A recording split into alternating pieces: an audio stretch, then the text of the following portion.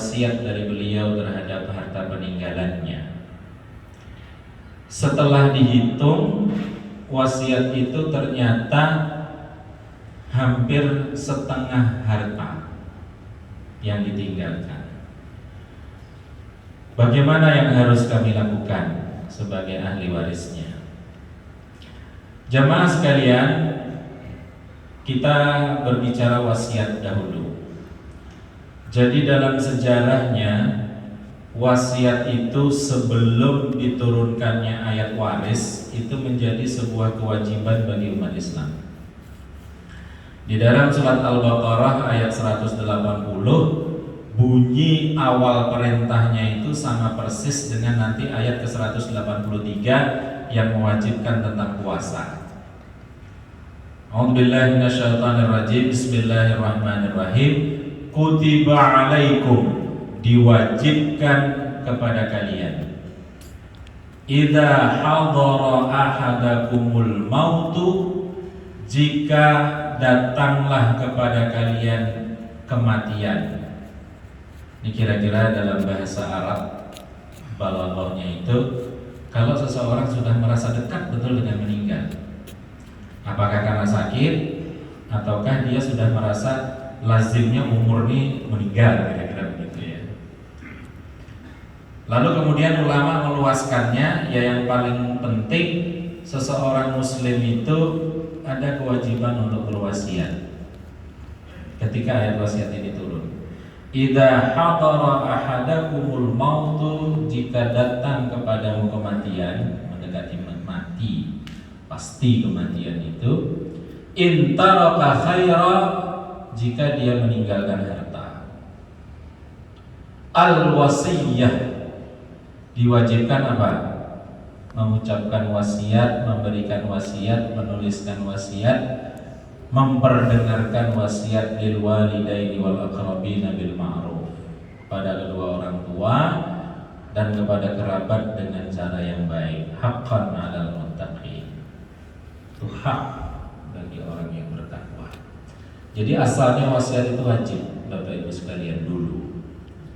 Nah, kemudian ketika ayat waris sudah turun, maka seluruh ulama sepakat, lalu kemudian kewajibannya ini turun menjadi sunnah, sesuatu yang dianjurkan. Kenapa Bapak Ibu sekalian? Salah satu hikmah seseorang berwasiat itu untuk melunakkan keturunannya, selain untuk kepentingan dia terhadap harta yang diamanatkan oleh Allah Subhanahu wa taala kepadanya. Sering tidak Bapak Ibu mendengar seseorang meninggal, hartanya banyak, lalu malah jadi bertengkar? Sering tidak? Pernah dulu saya ceritakan di sini, bahkan kasus yang saya tangani paling besar itu Bapak Ibu sekalian, hartanya itu di atas 50 miliar ayahnya ini ketika meninggal. Dan sekarang setelah dihitung ketika mau dieksekusi, itu sudah meningkat jadi sekitar 80 miliar. Perkaranya itu 3 tahun tidak selesai. Sudah selesai tingkat pertama, banding, yang banding banyak. Banding, yang digugat banding, yang gugat ketika vonis itu diputuskan masih tidak terima, masih banding lagi. Jadi yang digugat tidak terima, yang gugat juga tidak terima. Padahal kalau itu harta rukun-rukun saja, satu orang paling sedikit dapatnya 5 miliar. Dan mereka tidak miskin. Jadi datang ke pengadilan itu ya mobilnya bagus-bagus, tidak ada yang pakai sepeda motor, pakai mobil tidak ada yang pakai Suzuki Carry, mobilnya Fortuner, Mini Cooper, BMW, Maxi, dan jadi semua anak-anaknya. Tapi takdir kemudian menjadikan begitu, bertengkar 3 tahun tidak baru selesai, banding, kasasi, sekarang mau eksekusi, hartanya puluhan miliar begitu. Nah, disunnahkan wasiat itu agar ketika ahli waris mendapati bahwa ayahnya atau ibunya atau siapapun yang menyebabkan dia menjadi ahli waris lalu mendapatkan harta itu, lalu ada wasiat, loh ternyata pewarisnya masih sedekah, masih berwasiat, tolong hartaku ini diberikan untuk bangun masjid, untuk merehab masjid, untuk anak panti, untuk mana. Sehingga ketika mereka mendapatkan harta itu sadar bahwa ini berkah, harta nemu. Sehingga tidak ada pikiran untuk bertengkar karena harta nemu. Saya dengan Ustaz Zakaria jalan-jalan gitu ya, ada uang 100.000. Kita lepaskan dulu hukum luqotoh, hukum menemukan barang ya. Anggaplah nanti ditebus, diumumkan setahun, misalnya kalau fikihnya kan begitu. Ibaratnya nemu, Ustaz ada uang 100.000, yuk kita traktir makan. Datang lagi 5 orang, ayo bareng-bareng makan. Karena cuma nemu, senang aja traktir, habis sudah. Karena merasa itu berkah barang nemu. Tapi kalau kemudian hati itu keras menganggap itu hak saya, maka akan mudah menjadi bertikai. Tidak ingat lagi bahwa ini saudaranya, tidak ingat lagi kalau dia mengambil lebih itu adalah harta anak yatim dan bisa menyebabkan dia masuk neraka. Maka penting untuk berwasiat agar melunakkan hati, termasuk melunakkan hati ahli waris. Nah, kemudian selanjutnya terkait dengan wasiat yang seperti itu, satu saat ada sahabat namanya Sa'ad bin Abi Waqqas. Beliau ini selain sahabat juga panglima perang. Satu di antara sahabat yang bersedih karena cita-cita untuk syahid tidak tercapai. Beliau dan sahabat Khalid bin Walid itu kan bersenandung sebelum meninggal. Wahai orang-orang yang tidak berani, wa ma takhafuna ayyuhal jubana, kira-kira begitu bahasa Arab.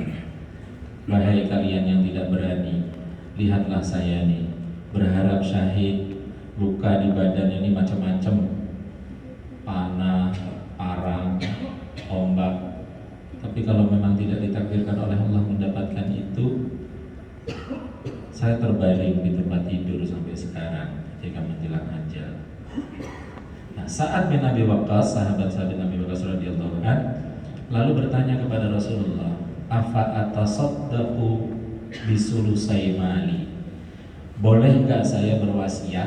Sedekah itu maksudnya wasiat 2/3 harta. Maka Rasulullah menjawab, "La, tidak." An-nisf, kata beliau, setengah wahai Rasulullah. La, tidak juga, sabda Rasulullah SAW. Ats-tsulus. Nah, lalu kemudian Rasulullah memberi persetujuan. Ats-tsulus was-sulusu kabirun au katsirun. Ya, sepertiga itu sudah cukup. Innaka antadhara warasataka aghniya'a khairun min antadharahum 'allatan yatakaffafunan nas. Engkau meninggalkan keturunanmu itu cukup, itu baik, lebih baik daripada engkau meninggalkan keturunanmu itu dalam keadaan terjepit, miskin, yatakaffafunan nas, kemudian mereka untuk memenuhi kebutuhannya sampai lalu meminta kepada orang. Jadi sepertiga, jamaah sekalian, terhadap kasus yang tadi. Bagaimana kalau hampir setengah? Maka secara hukum dihitung sepertiganya itu yang menjadi wasiat, itu secara hukum. Namun ada akhlak, Bapak Ibu sekalian. Kalau sudah terlanjur ahli waris ini mendapati ayahnya niat sedekah, niat wasiat lebih dari sepertiga, maka bagi anak-anak itu sesungguhnya saya memilih pendapat, kabulkanlah keinginan ayah itu. Sekiranya memang kehidupan kita ini yakin bahwa semua rezeki kita pun dari Allah, dan ketika kita berbuat baik Allah pasti akan membalas dengan yang lebih baik. Bisa dipahami ya Bapak Ibu sekalian. Tetapi kita tidak boleh memaksa. Misalnya anaknya 5, yang 3 setuju, tidak apa-apa, kita tahu secara hukum, sadar bahwa wasiat itu hanya sepertiga. Oke, angkanya segini, berarti yang wasiat bapak itu yang bisa ditunaikan segini, ini kelebihannya. Tapi saya sebagai anak nomor sekian setuju kalau sesuai dengan angka yang bapak inginkan. Ini setuju, ini setuju, tapi dua tidak setuju. Yang tiga ini tidak boleh maksa anak yang setuju, kamu harus setuju, juga jangan. Tidak salah juga, tetapi kebaikannya dia tidak dapat, tapi tidak salah. Karena perintah Rasulullah SAW terhadap sahabat Sa'ad bin Abi Waqqas demikian. Jadi kalau sepakat semua anak dalam musyawarah al-qismah, jadi pembagian waris itu kan namanya qismah. Dalam surat An-Nisa itu wa idza hadaral qismata, dan apabila hadir pada saat pembagian waris. Jadi saat qismah itu anak-anaknya kemudian sepakat, maka kemudian itu menjadi pahala bagi anak-anaknya dan juga orang tuanya yang meninggal. Dan jadilah harta yang ditinggalkan itu berkah, Bapak Ibu sekalian. Inilah yang kemudian menjadi semangat kita terhadap harta peninggalan orang tua. Dan itulah kemudian termasuk makna dari hadis Rasulullah SAW. Bismillahirrahmanirrahim. Idza matal insanu inqata'a anhu 'amaluhu illa min thalathin. Jika meninggal satu orang insan, terputuslah darinya seluruh amal kecuali dari tiga hal. Hadis yang sering kita dengar, idza mata bnu adam inqata'a 'amaluhu illa min thalath, gitu ya. Tapi kalau yang paling sahih riwayatnya dan derajatnya hadis yang pertama tadi. Yang kedua juga sahih tapi tingkatnya yang idza matal insan. Apa itu? Illa min sadaqatin jariyatin aw waladin salihin yad'u lah, aw min sadaqatin jariyah aw ilmin yuntafa'u bihi aw waladin salihin yad'u lah. Sedekah jariyah, ilmu yang bermanfaat, lalu anak saleh yang yad'u lahu, yang mendoakan ayahnya, mendoakan ibunya. Dakwah. Jadi salah satunya kemudian itu tadi, Bapak Ibu sekalian. Jadi kalau terjadi lebih dari sepertiga, urutannya begitu. Demikian juga tiba-tiba kemudian ternyata misalnya kalau wasiatnya itu diberikan kepada salah satu ahli waris yang mendapatkan bagian warisan. Ada satu rumus lagi, hadis Rasulullah SAW, la wasiyata liwarithin, tidak boleh wasiat kepada ahli waris yang mendapatkan. Maka kalau ada wasiat untuk ahli waris diperhitungkan sebagai bagian dari warisnya, kecuali kemudian ahli waris yang lain meridhoinya, lalu kemudian menjadi pahala bagi ayahnya dan pahala bagi ahli waris yang menyetujui sebagai ibadah dari mereka. Mari kita lanjutkan Bapak Ibu sekalian dengan yang ingin kami sampaikan pada kesempatan maghrib kali ini. Ada sebuah hadis dari Rasulullah SAW. Satu ketika para sahabat bersama Rasulullah SAW,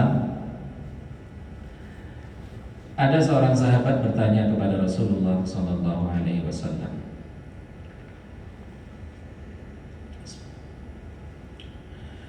ya Rasulullah, ayakunul mu'minu jabbanan. Apakah boleh keadaan seorang mukmin itu penakut? Qala Rasulullah sallallahu alaihi wasallam, na'am. Rasulullah SAW menjawab, ya. Lalu bertanya lagi sahabat tersebut, ayakunul mu'minu bakhilan. Bolehkah atau mungkinkah suatu ketika keadaan seorang mukmin itu dalam keimanannya dan ketika dia disebut mukmin dia bakhil? Qala na'am. Rasulullah SAW masih mengucapkan iya.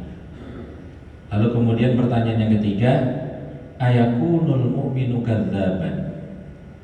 Bolehkah seorang mukmin itu berdusta? Qala Rasulullah sallallahu alaihi wasallam, la. Rasulullah SAW menjawab tidak boleh. Penakut dan bakhil itu adalah dua sifat yang tercela, Bapak Ibu sekalian. Tetapi kemudian Rasulullah SAW memberikan gambaran ada peluang orang beriman itu dia menjadi takut. Melihat kebenaran dia tidak berani menegur ketika kebenaran itu dilecehkan. Melihat kemungkaran dia tidak berani mengingatkan. Maka terkenallah hadis yang sering kita dengar, man ra'a minkum mungkaran falyughayyirhu biyadihi. Rubah kemungkaran itu. Tidak berani.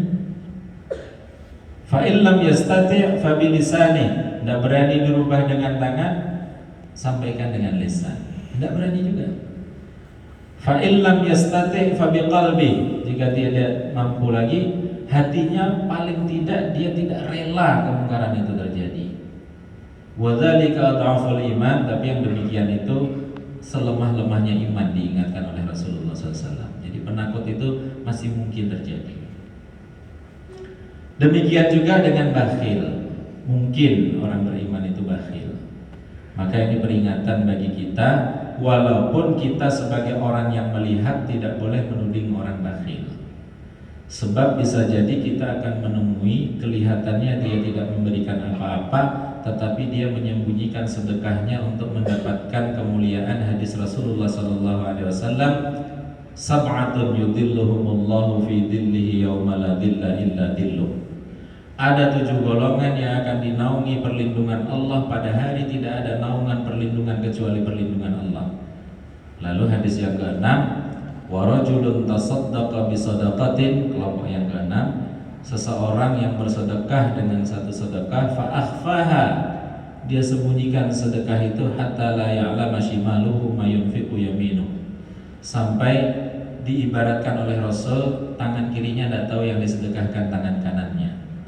Bukan berarti kalau kita sedekah tangan kiri ditaruh belakang ini, tidak. Maksudnya itu kiasan orang tidak ada yang tahu. Penakut masih mungkin terjadi, bakhil masih mungkin terjadi. Tapi kalau dusta tidak diperkenankan oleh Rasulullah SAW. Seorang mukmin berdusta maka itu mencederai keimanannya. Demikian pesan Rasulullah SAW.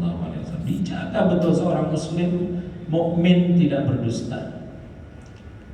Karena berbahayanya dusta, Allah Subhanahu wa taala memberikan warning yang paling kuat ketika orang pertama kali mau berdusta. Bahkan kemudian ada hadis, alaikum bisidqi fa inna sidqa yahdi ilal birri wa innal birra yahdi ilal jannah. Kalian wajib berperilaku jujur karena kejujuran itu akan membawa kalian kepada kebajikan dan kebajikan itu akan membawa kalian kepada surga. Wa ma yazalur rajulu yasduq wa yataharra sidqa hatta yuktaba 'indallahi siddiqan. Dan senantiasalah seseorang itu berperilaku jujur, terus berusaha jujur dalam setiap kehidupannya, istiqomah dia dengan berusaha kejujurannya, sampai kemudian Allah berkenan menulis dirinya itu sebagai orang yang jujur. Wa iyyakum wal kadhiba fa innal kadhiba yahdi ilal fujur wa innal fujura yahdi ilan nar. Jauhilah betul dusta, karena dusta itu akan menjatuhkan kamu dan mengarahkan kamu kepada kesengsaraan, dosa. Innal fujura yahdi ilan nar, dosa itu akan membawamu ke neraka, ke tempat kesengsaraan. Tidak hanya neraka di akhirat tapi juga di dunia. Wa ma yazalur rajulu yakdzib, dan seorang yang lalu berusaha untuk berdusta terus wa yataharral kadhiba, berulang-ulang dia dusta meskipun sudah diingatkan oleh Allah Subhanahu wa taala. Nanti penjelasannya. Hatta yuktaba 'indallahi kadzaban, sampai kemudian di sisi Allah dia ditulis sebagai pendusta. Apa maksudnya jamaah sekalian? Allah begitu menjaga kita dari sifat jujur. Ketika pertama kali kita berdusta, apa yang terjadi? Bukan kita. Kita bayangkan, lihatlah masing-masing diri. Ketika pertama kali kita mengingat kapan kita pernah mencoba berdusta. Ketika kita melakukan itu, kira-kira gemetar enggak? Khawatir enggak ketika orang pertama kali mencoba mau berdusta? Pasti gemetar, takut ketahuan. Ini kalau saya beralasan begini gimana ya? Beralasan begini gimana? Beralasan gemetar sekali. Bahkan ketika dustanya itu dia sudah lakukan, lolos, gemetarnya itu masih ada. Itu kasih sayang Allah mengingatkan jangan diulang. Begitulah sengsaranya hidup kalau kamu berdusta. Yahdi ilal fujur, menyebabkan hidup tidak tentram, tidak tenang. Karena orang berdusta itu harus menutupi dustanya dengan dusta lagi kalau ketahuan. Dan penyakit dusta ini yang sangat laten, dan kemudian di Indonesia ini, mohon maaf Bapak Ibu sekalian, kita dipertontonkan mudah sekali orang Indonesia ini berdusta. Coba kalau ditangkap KPK atau apa gitu, udah dia ngaku. Sampai nanti di pengadilan rekamannya, kalau masih bisa berdusta juga. Oh, itu maksudnya ini, maksudnya itu. Ada apel, ada apa istilah-istilahnya. Kalau masih bisa berdusta, sampai nanti nggak bisa berdusta betul juga nggak mau bilang benar, diem. Maka diingatkan betul oleh Rasulullah SAW, keimanan menjadi taruhan ketika seorang berdusta. Telepon Ustaz Aziz, Ami Aziz, dan Nurdin bisa ngisi pengajian ya takwa, insyaallah malam Senin sekian. 2 hari kemudian tiba-tiba saya ditelepon Pak Bupati, suruh ngisi juga, jamnya sama, harinya sama. Lalu sebagai manusia biasa saya hilap, mikir amplop. Wah, kalau di situ amplopnya 10 gram, berat saya. Lalu saya membatalkan di sini. Berdustalah saya beralasannya. Rupanya di hari yang sama saya beralasan begini-begini, tiba-tiba ada takmir sini juga diundang di sana. Loh, ada Pak Ustadz di sini. Saya beralasannya misalnya mau pulang ke Jogja, mendadak, rupanya ada. Ketika ditanya, saya akan menutupi dusta itu dengan kejujuran apa dengan dusta lagi? Kemungkinan besar dengan dusta lagi. Maka sering dusta itu disebut sebagai apa? Ra'su kulli dzanbin, bapaknya dosa. Karena orang berdusta itu akan menutupinya juga dengan dusta lagi dan dusta lagi dan dusta lagi. Dan nanti ketika kecintaan Allah kepada seseorang yang beriman itu dengan gemetar tadi ketika berdusta itu tidak dihiraukan, mencoba lagi berdusta, sampai nanti ditulis Allah yuktaba indallahi kadzaban. Sampai nanti dia berdusta tidak lagi merasa salah dan tidak merasa lagi itu dusta. Dan sampai orang yang didustai, Ustaz, ulun nih suami ulun tuh kada tahu lagi ulun berdusta atau kada, lihai bujur. Pendusta betul. Sampai istrinya yang orang dekatnya didustai terus sampai tidak ketahuan ini dusta apa enggak. Kemana? Pergi 2 hari lembur. Mana? Dinas luar. Kok duit nggak ada? Gantian lagi, suami juga nggak percaya sama istrinya. Sudah akhir bulan, makanan di piring, kalau makan apa itu? Teroris ya. Tempe 2 iris, tahu 2 iris, telur 2 iris. Karena uang belanja dipakai beli tas. Tanya suaminya, Dek, kenapa kita makan begini terus? Daging mahal. Suaminya nggak tahu, didustai. Maka jangan sampai kita berdusta, karena sekali dusta itu dilakukan dan kemudian sukses, setan akan menggoda, coba lagi. Sampai kemudian wa yataharral kadiba, berulang-ulang hatta yuktaba indallahi kadzaban. Lalu kemudian diingatkan oleh Rasulullah SAW betul-betul, ayatul munafiqi thalath, tanda orang munafik itu 3. Yang pertama kali disebutkan idza haddatsa kadzaba, atau dalam hadis yang lain idza haddatsa kadziba, jika dia berkata dia berdusta. Wa idza wa'ada akhlafa, jika dia berjanji dia ingkar. Wa idza tumina khana, dan jika dia dipercaya dia berkhianat dengan kepercayaan itu. Ini harus kita jaga betul jamaah sekalian. Kita tidak boleh berdusta. Bahkan dari hal yang paling kita tidak bayangkan bahwa itu dusta. Seringan untuk menenangkan anak kita bilang nanti. Anak minta pas jalan gitu, ya beli itu besok ya. Kalau kita memang berniat membelikan besok, baru boleh kita bilang besok. Tapi kalau kita tidak berniat membelikan, maka kita harus mengajarkan kepada anak, menyampaikan kepada anak yang paham anak itu bahwa kita tidak membelikan apakah karena barang itu sudah ada, atau untuk pendidikan tidak pas untuk dia, atau apapun ketika kita memang tidak. Jangan kita mengatakan besok atau nanti. Sebab anak itu pertama kali dia akan mikir, oh besok jadikan. Kan tidak rewel, diam dia. Tapi besok dia nagih. Ya, kan katanya besok. Kita tidak niat beli. Ya, kita dengan santai nyebut besok ada ya. Dan sekali dibohongi anak. Nanti lama-lama anak belajar bahwa berdusta itu boleh. Apalagi kalau kita ngakali. Loh, dek kan ayah bilang besok. Sekarang kan hari ini, berarti besok. Enggak selesai-selesai. Sama dengan tulisan dulu waktu saya SMP di bis kota itu tertulis hari ini bayar, besok gratis. Itu akal-akalan itu. Saya tagih besoknya di bis yang sama. Loh, katanya gratis. Mana kan kemarin ketemu kita, besok gratis katanya. Coba baca baik-baik. Hari ini bayar, besok gratis. Ya udah pernah nggak gratis, nggak pernah nggak bayar. Hari ini bayar. Jangan sampai kita sampai ngakali anak demikian, ngakali istri demikian, ngakali suami demikian, ngakali tetangga demikian, sampai kemudian orang mengenal ada seorang muslim kok kadzaban. Jangan percaya, dia pasti dusta. Nauzubillah min.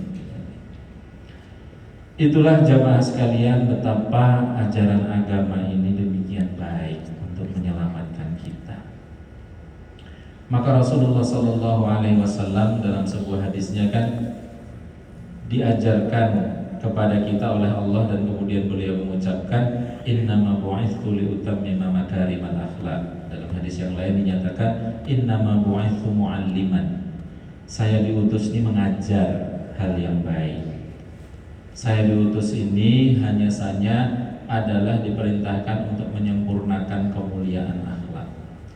Dan beliau dipercaya orang karena akhlaknya. Coba bayangkan Bapak Ibu sekalian, dalam peristiwa Isra dan Mi'raj itu sebetulnya kalau kita merasakan suasananya di zaman itu, karena akhlak kejujuran Rasulullah lah umat Islam selamat. Kira-kira hiperbolanya begitu. Bayangkan ketika Rasulullah pagi-pagi memberitakan tentang peristiwa Isra Mi'raj ini, yang bahagia kan orang kafir.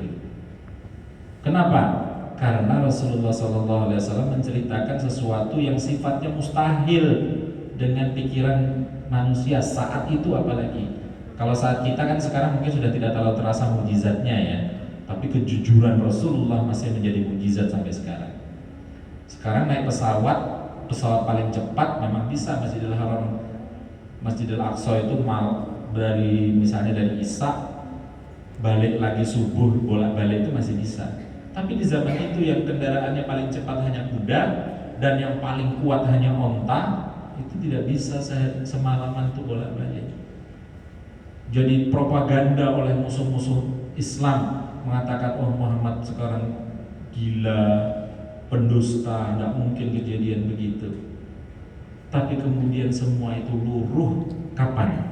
Ketika sahabat Abu Bakar yang diprovokasi. Apa jawab sahabat Abu Bakar As-Siddiq radhiyallahu anhu? Apakah benar ini yang mengucapkan Muhammad sallallahu alaihi wasallam? Benar. Maka kalau gitu saya percaya. Lebih dari itu pun saya percaya. Kenapa? Karena beliau menyaksikan sejak mengenal Rasulullah sallallahu alaihi wasallam pertama kali terus sampai beliau mengucapkan itu, sahabat Abu Bakar tidak pernah sekalipun mengetahui Rasulullah berdusta, dan itu dipegang oleh sahabat Abu Bakar As-Siddiq radhiyallahu anhu. Kejujuran menyelamatkan, dan kemudian lalu umat Islam lalu sadar bahwa ini mukjizat yang diberikan kepada Rasulullah sallallahu alaihi wasallam. Kan banyak yang ragu kemudian karena itu. Maka jamaah sekalian yang dimuliakan oleh Allah Subhanahu wa taala, kita sebagai orang yang muslim berjuang untuk beriman dan bertakwa kepada Allah Subhanahu wa taala, senantiasalah kita berusaha untuk bersikap jujur, karena jujur itu yahdi ilal bir. Orang yang jujur itu kan tidak perlu mikir, karena kata-katanya kan yang begitu saja. Kalau orang dusta kan mikir, kenapa tidak masuk? Bapak saya meninggal sebulan ini. Kenapa tidak masuk? Lupa dia kalau kemarin alasannya bapak saya yang meninggal. Nyebut lagi bapak. Loh, bapakmu udah dua? Enggak, maksudnya bapak mertua. Mulai belepotan. Dusta lagi, nanti kebingungan. Kemarin saya alasannya apa ya dusta itu? Sekarang mau pakai alasan apa? Susah orang berdusta itu. Demikian jamaah sekalian yang dapat disampaikan pada kesempatan maghrib menjelang Isya ini, 42 Isya-nya. Semoga Allah Subhanahu wa taala senantiasa membimbing kita untuk selalu berbuat baik, khususnya di bagian akhlak. Kita bicara hukum itu harus, tetapi berbarengan dengan hukum itu kita juga berbicara akhlak. Mendatangkan orang ke masjid itu tidak mudah. Maka jika ada orang yang sudah datang ke masjid, katakanlah melakukan apa yang tidak pas, yang sesuai yang kita pikirkan. Jangan sampai kita membuat orang itu pergi dari masjid hanya karena kita tidak sependapat. Orang sudah masuk masjid, kita tegur dengan teguran yang keras sampai orang itu tidak lagi ke masjid, itu salah kita. Walaupun benar. Dua hal dalam beramal itu halalan thayyiban. Halal itu sebagai simbol hukum. Benar, salah, dosa, tidak, sah, itu halal. Halal, haram, wajib, sunnah, makruh, haram, itu hukum. Tapi ada thayyib. Thayyib itu akhlak. Menyampaikan kebenaran itu pun harus dengan cara yang baik. Itulah yang diteladankan oleh Rasulullah SAW. Apalah hanya berbeda tentang karpet, tentang apa, tentang bagaimana kita menghadapi COVID. Lah dulu ada A'rabi, Baduy datang, nah, karena masjid itu tidak ditutup begini kan dulu hanya kencing Arabnya itu kan tidak tahu kalau itu masjid. Sahabat itu sudah ada yang marah. Kata Rasulullah, biarkan dia kencing. Kalau dia lihat kamu bawa pedang itu, dia malah kencingnya kemana-mana kan lari. Ya baiknya Rasulullah SAW itu Arabi, apalagi kemudian kalau kita sudah sama-sama di masjid. Apa kata Al-Quran dan hadis tentang orang beriman itu? Asyidda'u 'alal kufar, kerasnya itu kepada orang kafir. Ruhama'u bainahum, saling mengasihi sesama. Tarahum ruk'an sujada, kamu lihat mereka itu rukuk bareng, sujud bareng. Jadi kalau ada yang harus bisa dibicarakan, bicarakanlah baik-baik dan seterusnya, sehingga kita nanti bisa bertemu Rasulullah SAW itu bersama-sama di jamaah Masjid At-Taqwa, semuanya ketemu. Jamaah Masjid Istiqomah semua ketemu, jamaah Masjid Hajjah Mulia semua ketemu, dan saling menguatkan satu dengan yang lainnya. Hadanallahu wa iyyakum ajma'in. Subhanakallahumma bihamdika asyhadu an la ilaha illa anta astaghfiruka wa atubu ilaik. Assalamualaikum warahmatullahi wabarakatuh.